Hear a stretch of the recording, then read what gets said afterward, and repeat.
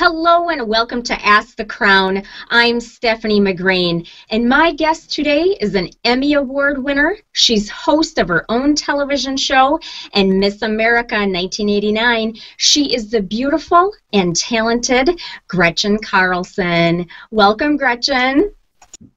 Hi, Stephanie. Thanks so much for having me. Oh my goodness, it is an absolute honor to have you join me. I've known who you were since you were Miss Cottage Grove.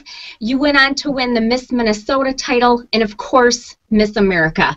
But what I want to ask is, do you feel like becoming Miss America opened doors for you that normally would not have been opened?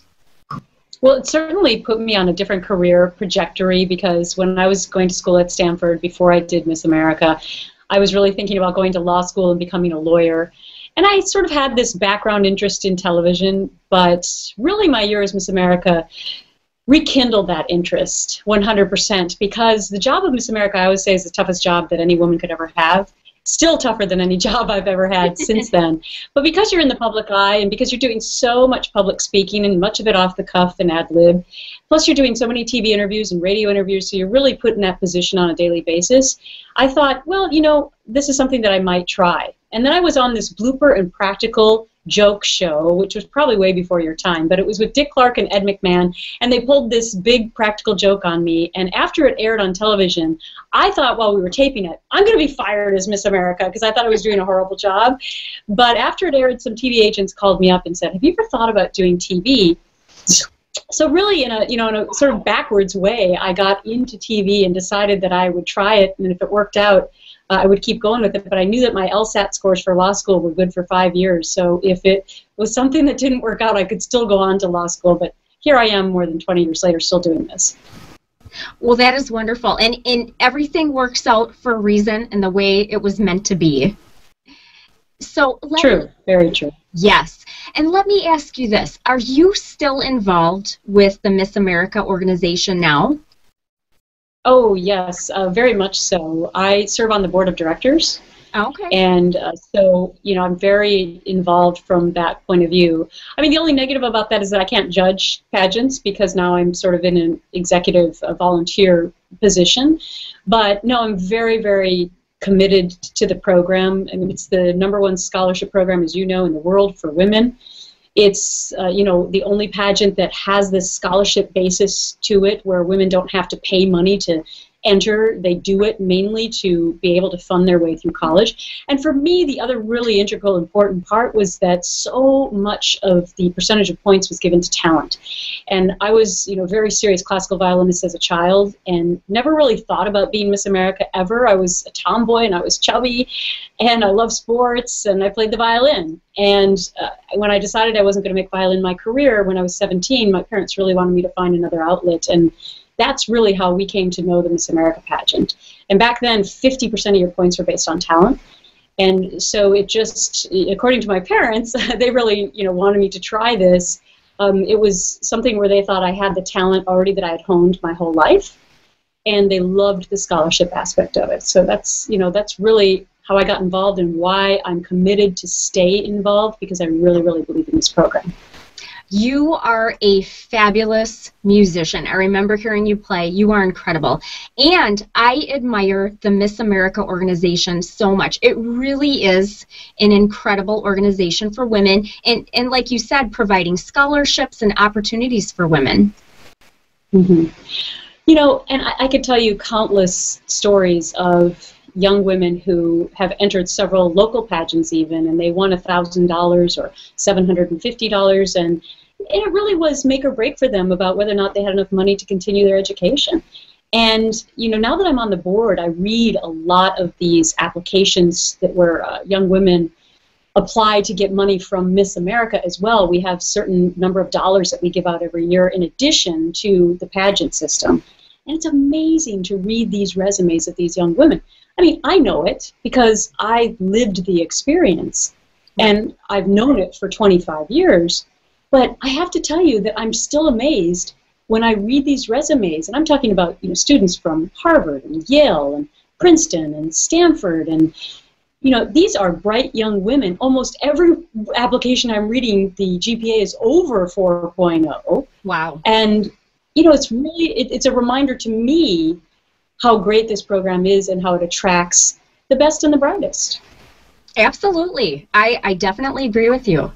Now, what if your own daughter wanted to pursue pageantry? Would you be supportive of that? You know, that's a really interesting question, because I never told my children that I was Miss America. My son just turned 9, and my daughter's 10.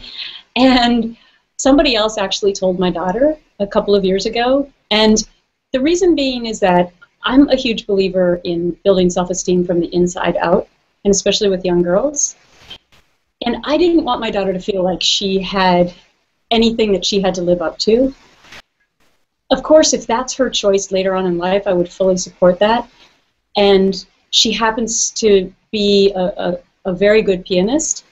So, you know, maybe that is something because of the talent aspect that she would consider, but I would want her to make those decisions on her own. And I think that, you know, this past year was the first time that my children actually came to the Miss America pageant, and it was my 25th anniversary from being Miss America. And of course, the pageant was back in Atlantic City and back in September, so it was very nostalgic for me. Yes. And I wanted my family there. But I want to make sure that I'm sending her the right message about how I want her to grow as a young lady and as a woman. And that's why I chose not to tell her. I don't want to put this added extra pressure on her, especially when she was too young to understand what it was really all about. And it's so much more than looking at a crown in the box. You know, it's about really seriously studying hard so you have good grades, and practicing an instrument or playing a sport so that you learn the discipline in life that carries you through any endeavor that you choose to do. And now I'm watching through my eyes my child who's 10, you know, also I think with this gift of music, and to me that's the most important thing. And then later on, if she wants to enter a program, you know, that'll be up to her when she's old enough to make that decision for herself, but not something that I'd advocate for her as a child. Well, I greatly admire that, and building confidence, you know, starting with the inside outward. I think that's so important, because there are so many people today, and young girls and women, and, you know, the focus is on beauty and you know, trying to live up to unrealistic expectations. So I admire you and applaud you for that. Oh, well, thank you so much. Now, you have hosted many television shows, including The Early Show, Fox and Friends, and of course, The Real Story with Gretchen Carlson. But who has been your most memorable guest? That question. You know, it's such a simple question, but it's a really tough question, because I've interviewed so many different people from so many different walks of life, and of course politicians and celebrities and sports stars, and even my own mom, which actually is the most nerve-wracking when you have somebody that you really know coming on the show. One time she came on Fox and Friends to do Swedish Christmas traditions, because I'm 100% Swedish, and I didn't sleep like the whole night before, because I was like, oh, it's my mom, you know, and I wanted to make sure she felt comfortable. But I would have to say that 3 years ago, the most memorable guest that I've ever had, she was actually on the phone, but it was after the shootings that happened in Tucson, Arizona, where Congresswoman Gabrielle Giffords was shot in the head, and other people were killed. And one of the young people killed was an 8-year-old girl, Christina. And her mother, the next day we came into work on a Sunday, and her mother, just 24 hours after losing her child, wanted to tell her story, and she told it to me. And she was just on the phone, and I have to tell you, it was the toughest interview I've ever done in my life, but also the most memorable, because I only had about a 5-minute notice that I was actually going to be speaking to her. Wow. And I was getting so emotionally upset about the story. Right. I had a child who was the same age at the same time, and I just could not imagine, or could any other mother watching, that this could happen. Are we still on, Stephanie? I think this may have gone off. Can you still see me, Stephanie? I can see you. Okay. All right. Sorry about that. Didn't look like looks like it timed up. Anyway, it was just it was such an emotional interview, and I remember pinching my leg actually before I went on live with her, because I was trying not to be so emotionally and visibly upset talking about such an incredible tragedy for this woman. But she was amazing, and she really brought that child back to life in her description of her that day. And she ended up writing a book about it, and I interviewed her again since then. But that was my toughest interview and the most memorable by far. Wow. I can only imagine how difficult that must have been. And you are an incredible woman for being able to do that and step up to the plate with 5 minutes notice and be able to pull that off. Well, tell us about your show and where can we find it and when can we watch you? Well, so I'm on Mondays through Fridays, and it's at 2 p.m. Eastern for an hour. So in Minnesota or anywhere in Central Time Zone, it would be on from 1 to 2, but it's live. And so this is just a really exciting new opportunity for me. As you know, I hosted, along with 2 other great guys, Fox and Friends for 7 years. And that was also an amazing experience. But I have to say that now I don't have to set 3 alarms in the middle of the night. And I do think that I've gotten a little bit more sleep in the last 6 months. And most importantly, aside from the amazing opportunity that I've been given to do my own show, my kids love the fact that I'm there in the morning, even though it's chaos and making sure they brush their teeth, especially my son, before he goes to school. But it's just, I think they're really appreciative of the fact that Mom's there even just for a little bit in the morning, and the schedule affords me the opportunity to still be able to be home at night and help them with the ever-growing homework assignments for 3rd and 5th grade. And so I think overall it's just been a wonderful change for our family too. But the real story is it's something that I've always dreamed about doing. I always wanted to do a morning show, but being able to do your own show where you have the ability to be a part of the decision-making process and requesting guests that you really find compelling and important on a daily basis. And one of the interesting things that we've done on the show is to have panel discussions. My favorite thing during the week is on Fridays, where we have a panel of men, 3 men who come on, and we discuss either news of the day with them or just an interesting topical discussion about a social issue, maybe. And it's not that often that you get 3 men together to give their opinions, and I think it's something that our viewers have come to really like as well. So we're just trying out new things, as well as, of course, doing the news, because we are a live cable operation here at Fox, and first and foremost, it's to bring the news of the day and the breaking news events to our viewers. Well, we will definitely be watching. But if you could interview any person, who would it be? Wow. Well, right now, I would love for the President of the United States to come on The Real Story. We'd see if he would be able to do that. But, of course, that would probably be the biggest get that I could think of right now. And other than that, you know, I've been afforded such wonderful opportunities in my life, and we've interviewed a ton of political people. And especially during the election cycles, we get the opportunity to speak to the people who are vying to become President of the United States. And we did interview President Obama back when he was a candidate to become president, but that would just be a great honor to once again have that opportunity. Absolutely, that would be incredible, and I hope he comes on. And let me ask you, what is one thing that you think people would be surprised to learn about you? Oh, lots of things. Let's see. I really don't like wearing makeup that much. In fact, I did a show last fall where I took off all my makeup live on the air to honor International Day of the Girl, and back to that first topic we talked about, building self-esteem from the inside out. And I thought, well, can't really talk about this unless I actually live it as well. So I'm very much of a casual, down-to-earth person most of the time, and especially on the weekends where I'm not putting on all this wonderful makeup that luckily I have people here who are so skilled in doing that for me. I also, let's see, my favorite food is sushi, even though I'm from Minnesota. Maybe it was from eating all that lutefisk as a kid growing up. I can jump rope for 30 minutes and do 50 push-ups. Yeah, I taught myself how to do that because I never could even do one jump. Let's see, what else do people not know about me? I used to be able to stick this finger between my 2 front teeth Luckily, there was something called braces. And I think the other maybe thing that people don't know about me is that I haven't performed my violin in public for 14 years. Oh my goodness! And that is on my perennial list of things to do. Is to get back to that, and somehow it keeps being on the bottom of that little Post-it note. So that is one of my goals, actually, of 2014, is to finally go back to my violin and see how much my fingers remember.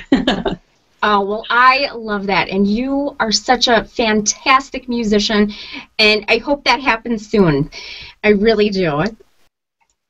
And let me ask you about the girls and the women out there, the ones who feel that their dreams are really out of reach. What advice do you have for them that maybe would give them some confidence? Ones that really want something out of life, but it's not quite happening. What would you say to them? Well, I was lucky enough to have a mom who, when she put me to bed every night after saying my prayers with me, she said to me, "Gretchen, you can be anything you want to be." And I heard that on a daily basis. And I think it's just so important to tell young children that. Right. Not to, set them up for expectations that they can't reach, but just so they know that they have somebody in their corner who believes in them. Because I think, come on, every parent probably believes in their child in that way. But to actually verbalize that is just so important. And also that, success is about overcoming failure. And you can't really understand the thrill and the joy of success unless you've had failure in your life. And I have had failure in my life that has propelled me to continue to move forward to try and achieve. And so I don't think that just because people have had failures or something that's held them back in their past doesn't mean that they can't continue to try and achieve. For example, I was a chubby teen, and I was also short. And my very own grandfather, who I revered, minister, said to me, "Gretchen, I love you, but you are never going to be Miss America because you're too short." And I had never really even thought about that as being a negative, but I found out that the very first Miss America was shorter than me. She was 5'1" and I was 5'3", and that really, pushed me to keep going and to try it. And by the way, I ended up, working really hard to get my body in shape to be able to compete in Miss America and try and stay healthy for the rest of my life. But it wasn't easy. And so, along the way, did I think when I was a chubby teenager in the 8th grade that I was going to be Miss America? No. Why would I? I think it just proves that no matter how you see yourself when you look in the mirror today or tomorrow or the next day, that you should never give up on your dreams. And in our family, we have the motto that we don't give up. We never give up. And my parents taught me that, and I'm teaching my children that, and I really believe that. I love that. That is great advice. So everyone watching, Gretchen's advice to you, never give up. Never give up on your dreams. Without a doubt. Well, Gretchen, what are your plans for the future? Well, my plans right now are that I'm leaving New York City to go to my son's hockey banquet. Oh, wow. So I'm gonna I have about 30. I have 30 more seconds or so. Yes, I'm a hockey mom from Minnesota. Yes, yay! But my plans for the future are I'm writing a book right now, and that'll be out I think spring of 2015. And I just shot my first movie role, and so people can catch me in the movie Persecuted, which opens on May 9th. Wow, that's exciting. I know, and I have to tell you, it was much more difficult than doing live TV on a daily basis. It's a totally different craft, so I have a new admiration for people who do that on a daily basis. But those are two really exciting things that I think speak to what I've discussed already during this interview, which is I think it's really important to continue to challenge yourself no matter how old you are. And those are two things that I've done in my life that obviously I've never written a book before. Never been in a movie, and I guess the third thing in the future would be to go back to my violin, as I discussed earlier. Oh, well, that is so exciting. And we'll definitely be watching for you to go back to the violin and watching your show. And, of course, looking forward to your upcoming movie role. And, Gretchen, thank you so much for joining me. It has been an honor having you on my show. And I wish you all the best in the future. Well, thank you so much, Stephanie. Thanks for reaching out. Oh, thank you. And thanks to the viewers for tuning in. Be sure to hit the subscribe button so you never miss an episode. Thanks, everyone. And thanks, Gretchen.